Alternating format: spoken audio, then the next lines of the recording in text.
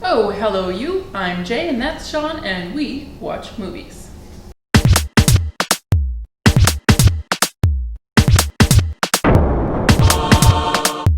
It's true. It is true. Thank you for vouching for me. Anytime. I appreciate it. I'm really kind of sitting on top of you a little. Sorry. No, you're fine. Got my pillow sticking out. Oh, I'm just a mess today. Excuse me. Ta-da. Okay, so today I have a list for us that I'm super excited about. Then I am too. Okay, so since my inception as a film writer, I have considered myself a bit of a champion of female film directors. Yeah, There are not enough female creators, and so I think it's always good to give them an extra boost.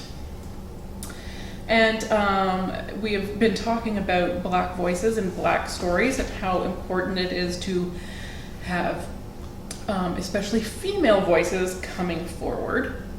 Absolutely. Always a good thing, of course. But historically, feminism has tended to leave Black women behind, which, by the way, is not really feminism. No. It's not really feminism unless you include all the women. All the women. And yes, it is possible that some women will have slightly different needs than your own. That doesn't mean you should put them under the couch and forget about them. That means you need to address all of the concerns. Yes.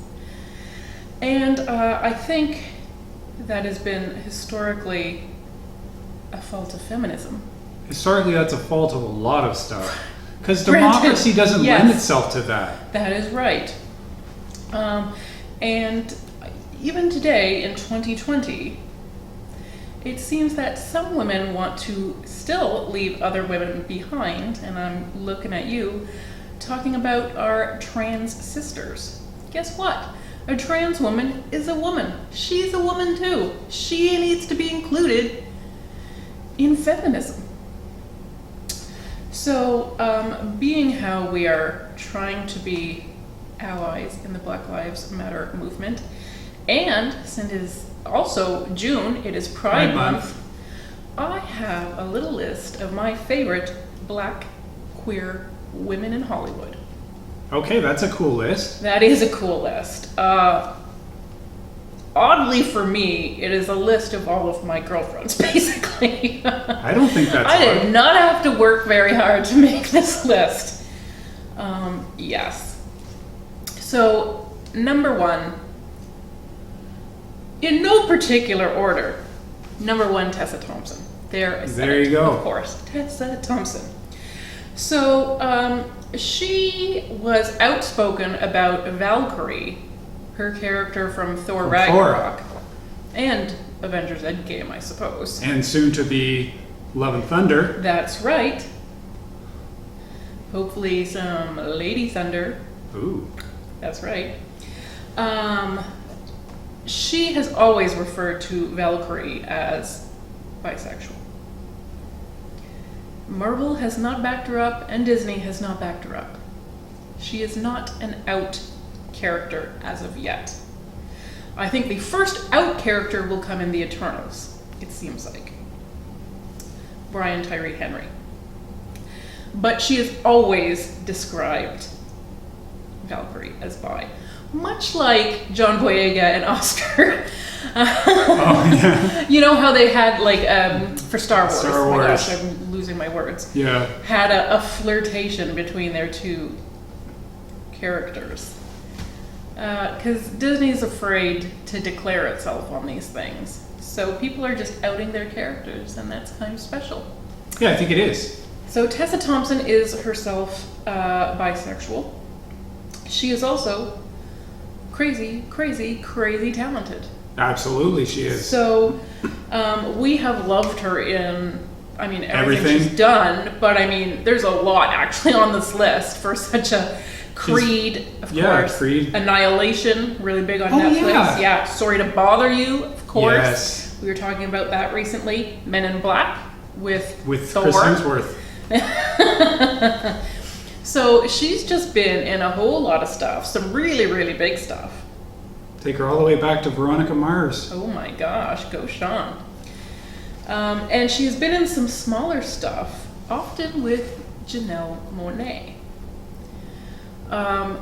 So these two have been linked romantically quite a lot. They are certainly great friends. Tessa Thompson describes it as vibrating on the same frequency. What does that mean? It means none of your damn business. That's what it means. But also, it doesn't matter, because both these ladies are super terrific. So Janelle Monae, come on down! You are number two on my list. Yes. So she describes herself as pansexual, which, I mean, I think is really the way to be in this world. Why not be? If I had to attach a label to myself, and I'm pretty label resistant. You could stick it on, but Teflon. It just peels off. That's right. In her words, she describes it as a free-ass motherfucker. Well Good said. for you, Janelle Monae. She has her own list of incredible credits, including Moonlight, Yep. Hidden Figures, Yep.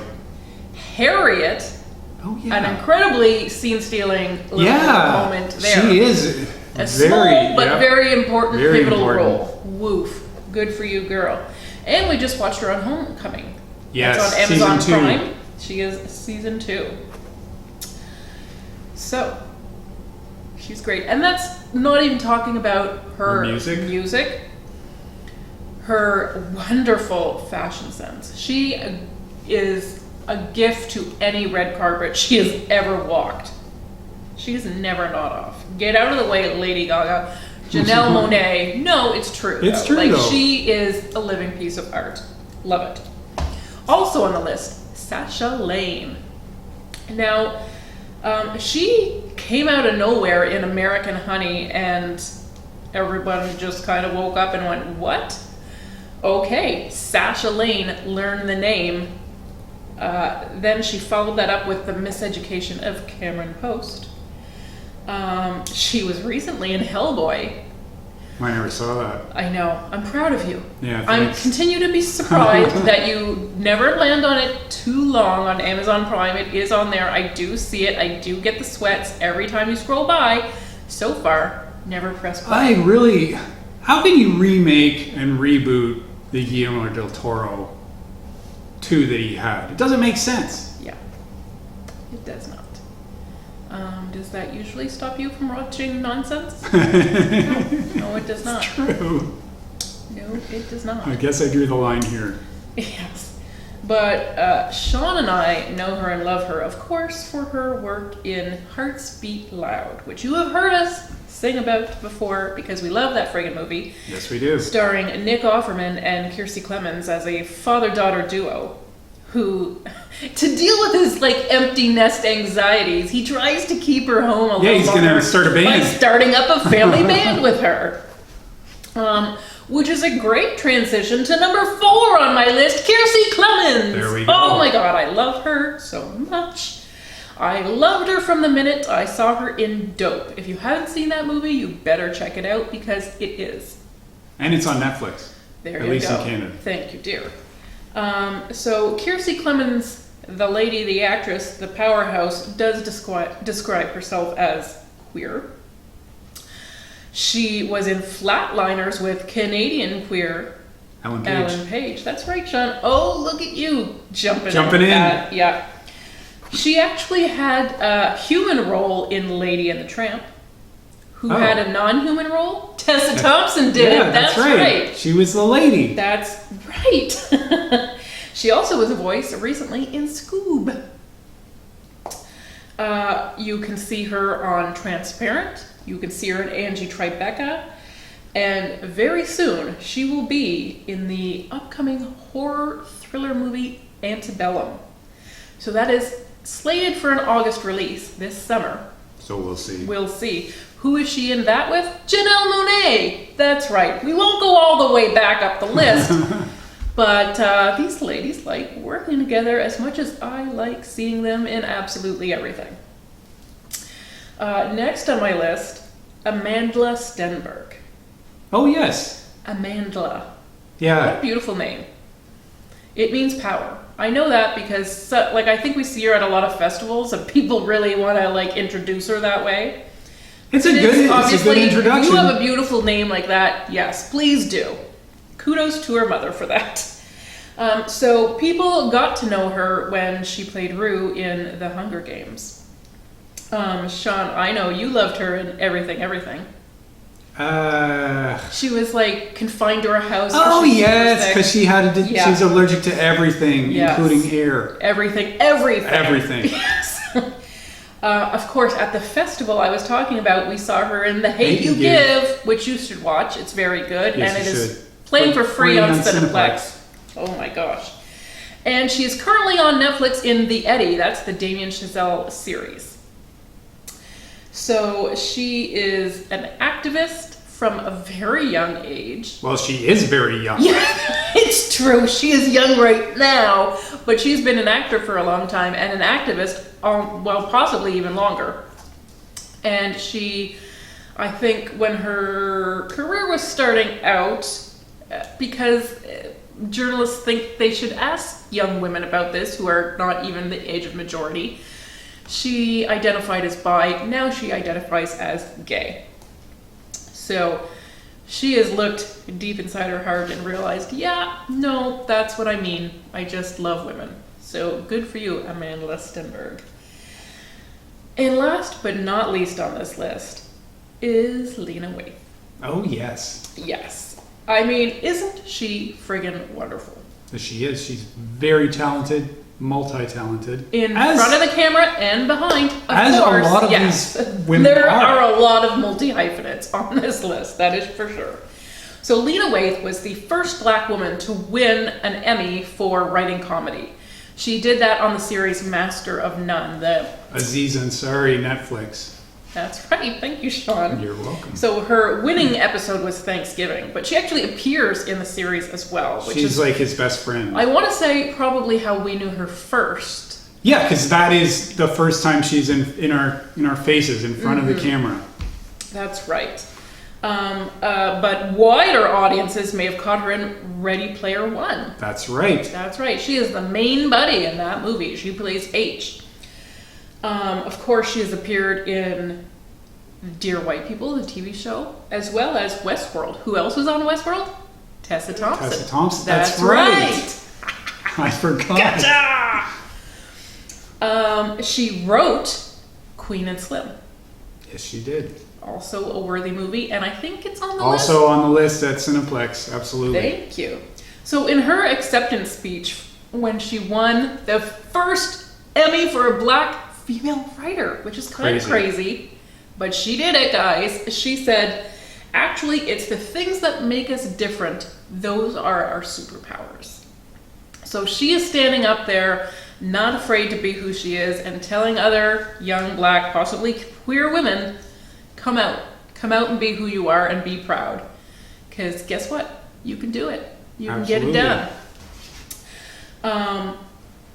And another little piece of history is that she is going down in history as Disney and Pixar's first openly gay animated character. In Onward.